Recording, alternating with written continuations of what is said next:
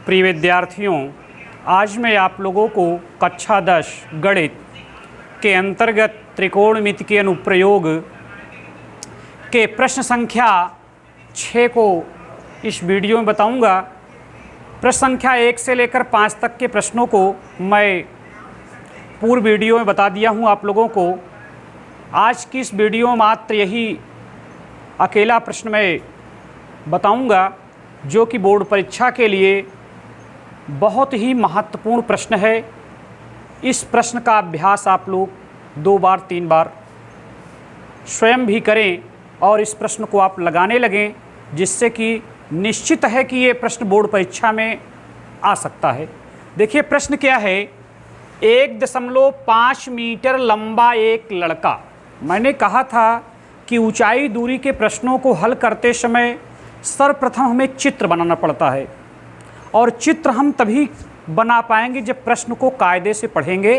तब प्रश्न के शब्दों पर जब ध्यान देंगे तभी हम चित्र बनाने में समर्थ होंगे, और जब चित्र हमारा सही बन जाएगा तभी हम प्रश्न को सुचारू रूप से हल कर पाएंगे। और अगर चित्र हमारा गड़बड़ है तो प्रश्न का हल फिर संभव नहीं होगा और आंसर नहीं आ पाएगा। तो इसलिए प्रश्नों को बाकायदा आप पढ़िए। कह रहा कि 1.5 मीटर लंबा एक लड़का, अर्थात इस प्रश्न को हल करते समय, देखिए प्रश्न को हल करते समय सबसे पहले मैंने बताया चित्र बनाया जाता है। चित्र बनाने का मतलब ये नहीं कि पूरा प्रश्न आप पढ़ लें तब चित्र बनाना प्रारंभ करें। ऐसा अगर आप करेंगे तो चित्र आप नहीं बना पाएंगे। जितना आप पढ़ें, जो बात आपके समझ में आ जाए उससे संबंधित चित्र आप बना लें। जैसे कह रहा है कि 1.5 मीटर लंबा एक लड़का, तो ये बात हमारे समझ में आ रही कि इस प्रश्न में 1.5 मीटर लंबा एक लड़का है, तो अर्थात हमें एक ऐसी रेखा खींच लेनी चाहिए जो 1.5 मीटर लंबी हो। मानक मान कर खींचना चाहिए, ज़रूरी नहीं कि आप कटरी पेंसिल लेकर खींचें, है ना। तो मान लीजिए हमने 1.5 मीटर, हमने देखिए मैंने मान लिया कि ये एक रेखा है, या इसी रेखा को हम एक लड़का मान लेते हैं, है ना। तो इसको हम 1.5 मीटर लंबा लड़का मान लेते हैं। तो मान लीजिए कि ये 1.5 मीटर लंबा एक लड़का है, ठीक ना। अब आप जानिए कि लड़के का पैर कहाँ होगा, ज़मीन पर, यहाँ इस बिंदु पर, और लड़के की आँख कहाँ होगी, इस बिंदु पर, यानी इस स्थान पर। तो चलिए 1.5 मीटर लड़के का मान लीजिए कि मैं निर्माण कर दिया। अब आप देखिए कह रहा कि 30 मीटर ऊंचे भवन, 30 मीटर ऊंचे एक भवन से कुछ दूरी पर खड़ा है।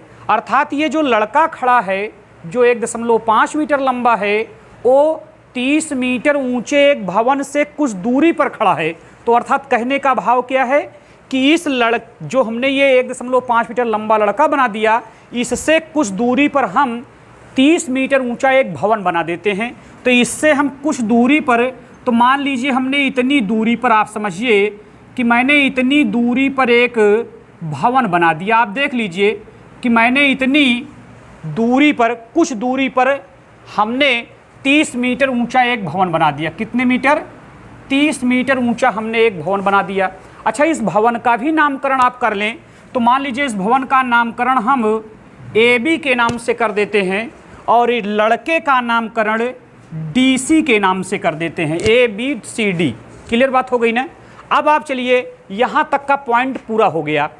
जब वह ऊंचे भवन की ओर जाता है, यहाँ समझने की बात है, जब वह ऊंचे भवन की ओर जाता है, अर्थात ये जो लड़का है ये जब ये भवन की ओर जाता है तब उसकी आँख से, ध्यान दीजिए, तब उसकी आँख से, अच्छा आप ये समझिए कि जैसे जैसे लड़का चलेगा वैसे वैसे उसकी आँख भी चलेगी। अर्थात कहने का मतलब, जैसे मान लीजिए मैं ही अगर लड़का हूँ, मैं यहाँ पर अगर खड़ा हूँ तो मेरी आँख यहाँ पर है, तो जब मैं कुछ दूर चलकर जाऊँगा तो देखिए मैं अगर यहाँ आ गया तो मेरी आँख भी तो यहाँ आ गई ना।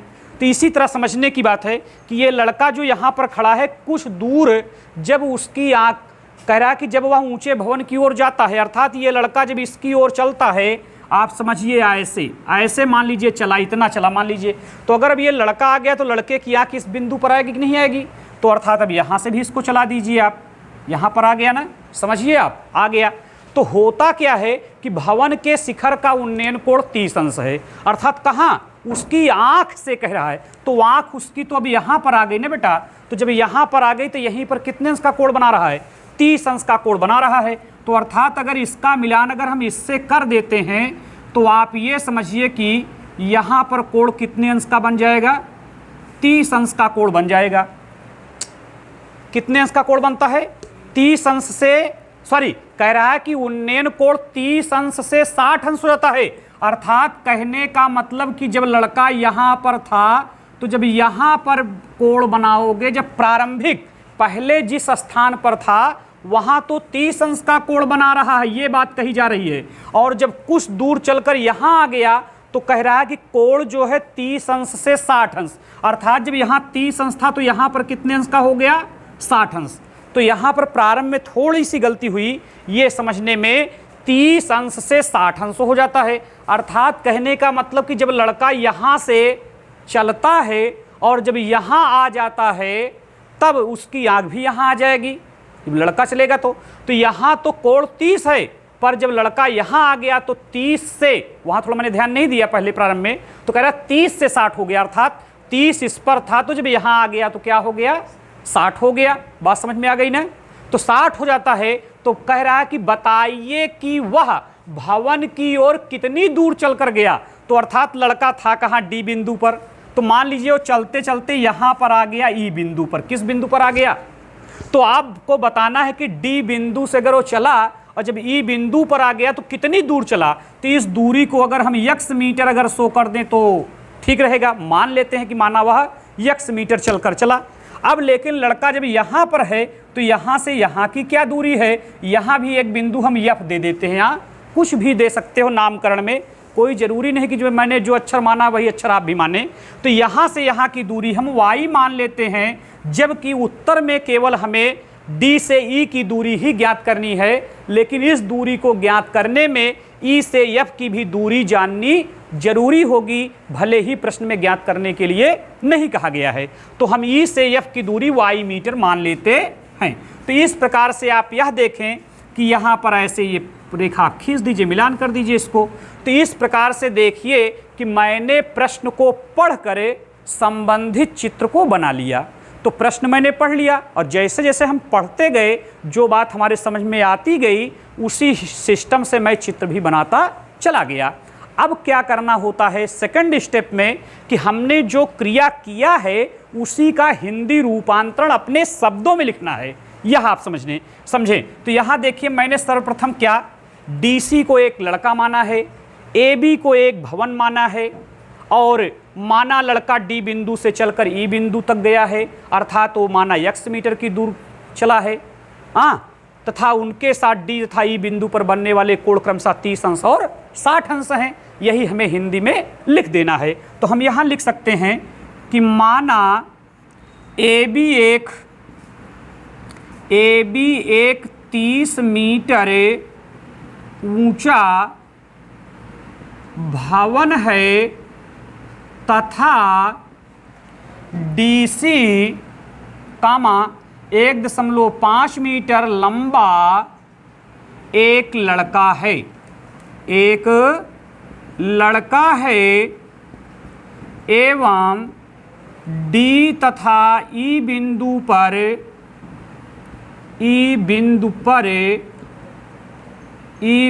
पर बनने वाले कोण क्रमशः कितने अंश, 30 अंश एवं 60 अंश हैं। ऐसा हमने लिख दिया। और यह मान लेते हैं कि माना लड़का D बिंदु से चल करे कहाँ पहुँच गया है, E बिंदु पर। D बिंदु से चल करे E बिंदु पर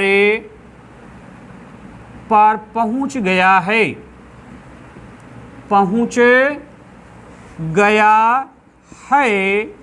जो कि माना x मीटर दूर है।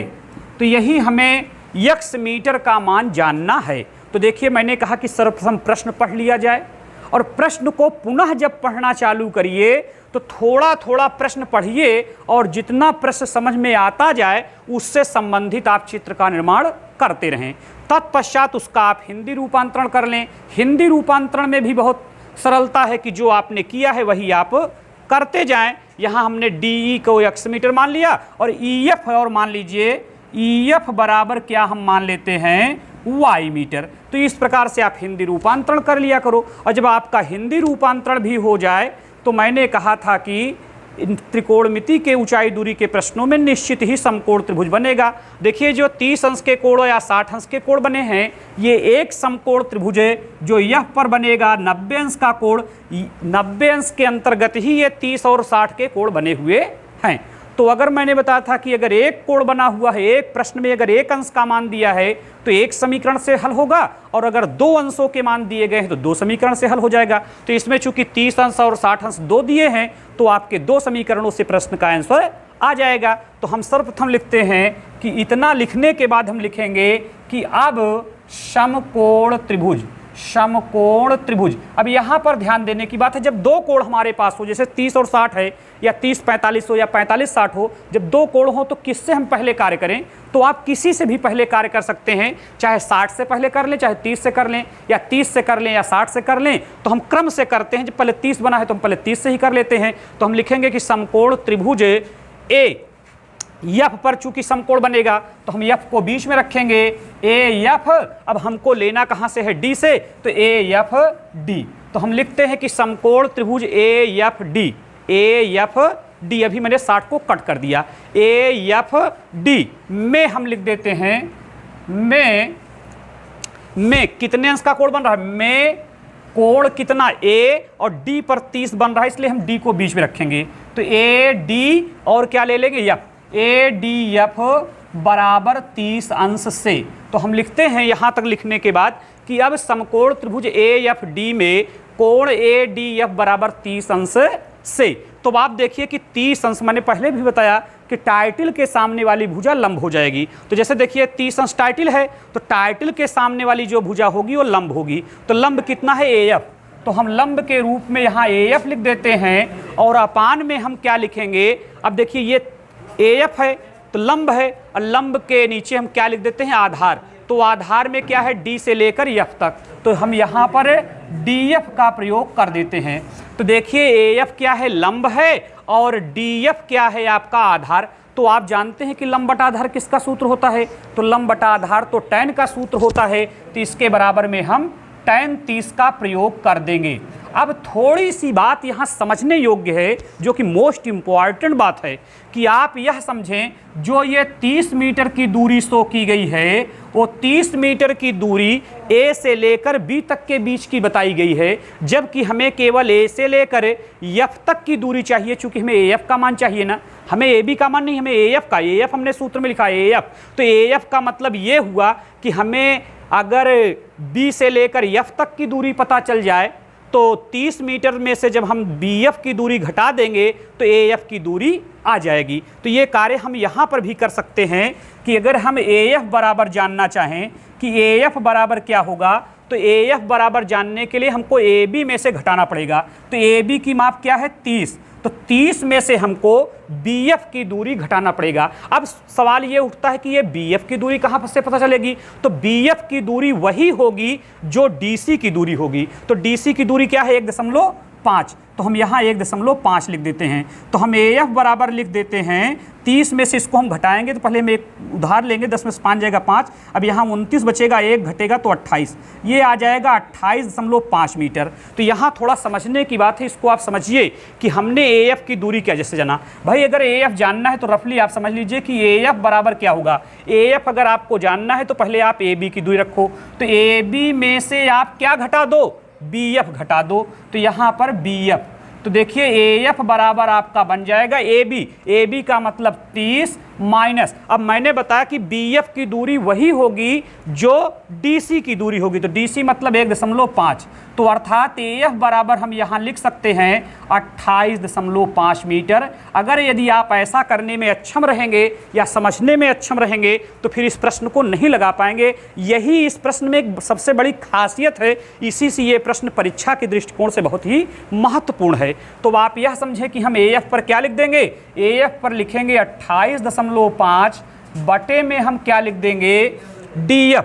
तो DF का मतलब कब होगा, जब हम D से E की दूरी और E से F की दूरी जोड़ लेंगे तब, तो इसमें X और Y जुड़ जाएगा। तो आप यह समझें कि DF का मतलब हो जाएगा X प्लस Y बराबर tan 30 का मान 1/√3 होता है। यदि हम इसका तिर्यक गुणा कर लें तो इसका तिर्यक गुणा आएगा X प्लस Y बराबर 28.5√3 क्या मीटर। तो ये x प्लस वाई की वैल्यू आ गई, जबकि हमें x प्लस वाई की वैल्यू नहीं चाहिए, हमें केवल x की वैल्यू चाहिए। तो x की वैल्यू जानने के लिए भी हमारे पास एक समीकरण बचा हुआ है जो 60 अंश से बनेगा, तो उसको भी हम यहाँ पर लागू कर देते हैं। तो हम यहाँ लिखेंगे कि पुनः समकोण त्रिभुज क्या लिखेंगे, AFE तक आ जाएंगे। अब AFE, तो AFE समकोण त्रिभुज AFE में हम लिखेंगे कोण क्या A। अब E पर 60 बना है तो E को बीच में रखेंगे, तो AEF बराबर हम क्या लिखेंगे 60 अंश से। अब देखिए जब हम 60 अंश से कार्य करेंगे तो 60 अंश के सामने वाली भुजा AF क्या होगी, लंब, तो इसको हम लंब के रूप में यहाँ पर AF लिखेंगे और AF के बटे में हम क्या लिखेंगे EF। तो यहाँ पर हम EF का प्रयोग करते हैं बराबर। अब देखिए ये लंब का कार्य कर रहा है और ये आधार का कार्य, तो लंब बटा आधार फिर उसी का सूत्र होता है लंब बटे आधार। तो लंब बटे आधार मतलब tan का सूत्र बना तो tan 60 अंश बन जाएगा। तो जिसमें AF क्या होगा, तो AF का मतलब हम पहले ही निकाल चुके हैं 28.5 के रूप में, और बटा EF की वैल्यू हम Y प्राप्त किए हैं, मान लिए हैं ऐसा हम, इक्वल tan 60 की वैल्यू √3 होती है, तो इसलिए हम बटे क्या मान लेंगे 1। अब अगर हम तिर्यक गुणा कर लें तो ये 28.5 बराबर ये Y आ जाएगा। तो अर्थात ये जो Y की वैल्यू आ गई है 28.5 आ गई Y की वैल्यू। अब जब हमारे पास Y की भी वैल्यू हो गई, नहीं सॉरी, इसको यहाँ कैलकुलेशन इस तरह से करना होगा, y का जब गुणा इसमें करेंगे तो y √3 और y का गुणा √3 इंटू वाई होगा बराबर 28.5 आएगा। तो हमें तो y बराबर चाहिए ना, तो अगर हम y बराबर अगर चाहते हैं तो हमें 28.5 बटे में ये √3 आ जाएगा, चूंकि ये गुणे √3 है यहाँ पर बटे √3 हो जाएगा। तो इस प्रकार से चाहें तो हम इसको समीकरण 1 की संज्ञा दे दें और इस वाले को समीकरण 2 की। मैंने पूर्व में ही बताया कि अगर एक कोण बना होगा प्रश्न में तो एक समीकरण बनेगा, और अगर 2 कोण बने हैं तो जान लीजिए 2 समीकरण बनेंगे, 2 समीकरण बन गया। अब समीकरण 2 का मान यदि समीकरण 1 में रख दिया जाए तो x की वैल्यू आ जाएगी, और जो x की वैल्यू आएगी वही प्रश्न का आंसर, चूंकि माना x मीटर दूर है और यही पूछा है कि लड़का यहाँ से चलकर कितनी दूर तक गया है, तो हमने x मीटर माना है, वही हमारा उत्तर हो जाएगा। तो आइए हम यहाँ रखते हैं कि समीकरण 2 की वैल्यू को, समीकरण 2 का मान समीकरण 1 में रखने पर, तो समीकरण 1 हमारा क्या बना है, x प्लस वाई बराबर 28.5√3। तो हम अगर y की वैल्यू पर इतना रख देते हैं तो x ऐसे जो कहते हो जाएगा, और प्लस करके 28.5 बटे में √3, ये x y की वैल्यू है बराबर कितना 28.5√3। अब अगर हम x बराबर चाहें तो 28.5√3 ये प्लस में है माइनस में हो जाएगा 28.5 बटे √3। तो अगर यहाँ x बराबर अगर हम यह देख लें कि x बराबर क्या आएगा, तो आप यह समझें कि इसमें क्या होगा कि चाहे आप 28.5 को कामन ले लें, जब 28.5 आप कामन ले लेंगे तो आपके पास यहाँ √3 बचेगा और यहाँ पर 1/√3 बच जाएगा। तो ये x बराबर हो जाएगा आपका 28.5 इंटू, अब √3 का √3 में गुणा केवल 3 बनेगा और यहाँ -1 आएगा और अपान में √3 आएगा। तो x बराबर आएगा 28.5 गुणते 3 में से 1 घटने पर 2 आएगा और बटे में √3।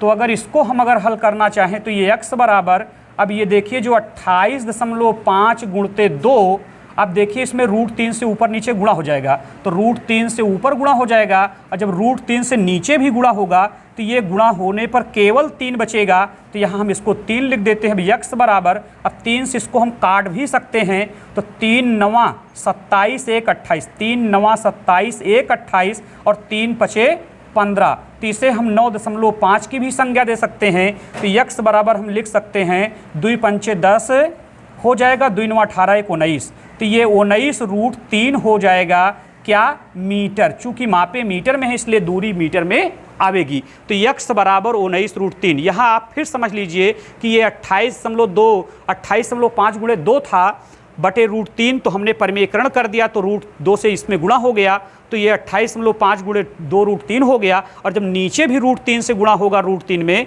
तो ये केवल 3 बनेगा। अब इस 3 से हम 28.5 को काट देंगे तो 3 9 27 1 28 और 3 5 15, तो ये 9.5 होगा। और जब 9.5 का हम दूना करेंगे तो ये 19 आ जाएगा, चूँकि 9.5 का दूना 19 होता है, और फिर √3 से गुणा करेंगे तो 19√3। और चूंकि मापे मीटर में थी इसलिए हमने दूरी को मीटर में मान लिया है, तो ये मीटर में आंसर आएगा। तो x बराबर 19√3 मीटर। तो अर्थात आप अब जान गए होंगे कि लड़का इस बिंदु से चलकर कितनी दूर गया, 19√3 मीटर। तो हम यहाँ लिख देते हैं, अतः लड़का जो है, अतः लड़का 19√3 मीटर दूर चल कर गया है, चल कर गया है। तो प्रिय विद्यार्थियों, आप लोगों के लिए ये जो आज प्रश्न बताया गया इस वीडियो में वो बहुत ही महत्वपूर्ण है परीक्षा की दृष्टिकोण से। 100% हमारा चैलेंज है कि ये प्रश्न परीक्षा में आ सकता है। इस प्रश्नों को आप लोग 1 बार 2 बार 3 बार देखें, समझें, स्वयं भी रफ में इसका आप अभ्यास करें, फेयर कॉपी में उतारें। प्रश्नों का आप अभ्यास करते रहेंगे तभी विद्या सफल होगी, अन्यथा आप केवल वीडियो को सुने नहीं, उसको देखें भी, सुने भी, समझें भी, कॉपी में नोट भी करें। आज की वीडियो में इतना ही, आगे फिर कल।